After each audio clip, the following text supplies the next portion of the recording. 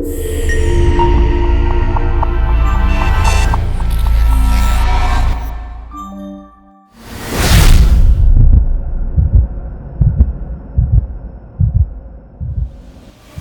me teach you something. Stop listening to some of these profitless things that you engage your mind in. Some of you submit your mind. Your mind is immersed in largely godless thoughts, from music to things you watch, and then you expect that your speaking will not resonate with what you have followed. No, there has to be constructive change in your life. If it is true that you are royalty, then it must affect your speaking. I spoke as a child. When I was a child, I spake like a child. Number two, I understood as a child. Number three, I taught as a child. But when I became mature, I became a man, I put what? What did the Bible call them? It didn't call them cultural things. It called them childish things. There are things you have to be willing to put aside. Seeing then that we are surrounded by so great a cloud of witnesses, it says, let us lay aside every weight and the sin that doth easily beset us, and then to run with perseverance the race that is set before us. For someone, you came to church tonight and God is speaking to you. It's time to lay aside childish things, childish arguments, childish discussions, childish attitudes. It's time to grow. Validate your being in church by producing fruits that befit a Christian. If we are to dig into this issue of kings and priests, let me touch a bit on it. Kings dress well. Kings dress well. Kings dress well. Don't just clap, listen. There is no madman who says I'm a madman.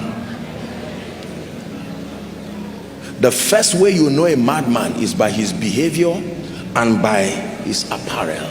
Many of us, and I'm not a judgmental person, I'm quite a conservative person and quite liberal, but then let me tell you the truth. There are many of you, both male and female. Don't even think I'm talking about ladies, or both male and female. I've seen some of you, the way that you dress, and then the things you are asking that I should pray for you for. I already know that it's not even just, even if it's released from heaven, your persona, it will run away from you. Remember, I told you that what you are looking for is also looking for you, but not this version of you. Hold on, please listen. I love you. I have a commitment to help you. From today, act like royalty. Iron your cloth. Don't say it is cheap. No. Don't dress and look like a thief. Dress and look like an irresponsible person just because you are coming to the house of God. No. Discipline yourself. Be careful the things you ship from around the world. You are a child of God. Are we together? Dress well. Look at yourself. Ask wise people to look at you. That's right. No. These are the implications of being royalty. And don't you say I should not talk to you about it. My son, he says, pay attention to my words. Incline your ears to my sayings. Do not let them depart from your heart. It says they are life to those who find them.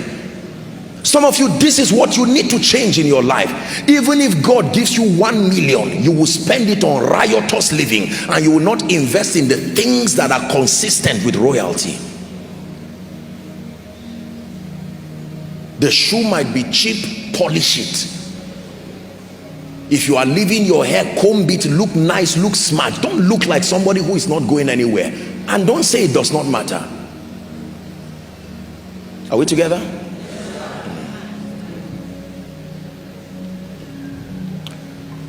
The liberty God has given us is not for licentiousness. We must obtain grace to be responsible people. Grace to be responsible people. And then let me tell you this. There is no king that sits on a throne who is dull. In fact, most kings justify their royalty through the excellency of their understanding.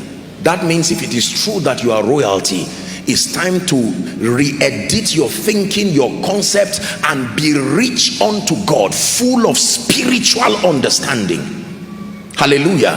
That you know what to do. If it is true that you are royalty and you have been in church for a while, you should not be at a loss as to what to do about the matters of life, whether it's in your own life or that of others. Someone comes to you as a believer who has been around for a while. I'm trusting God for financial increase. You don't know what to tell the person. I'm trusting God to be free from demons. You say, go and listen to a message. That is wonderful. But when you who has listened to it, why don't you understand it and now be an interpreter of that thing? Everybody say spiritual understanding.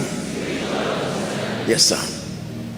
At this point in your life, it may not be fair to say you should know everything, but at least if you don't know something about prayer, you should know something about giving. You should know something about relationships. You should know something about the dynamics of manifesting spiritual realities. You cannot be a blessing in ignorance.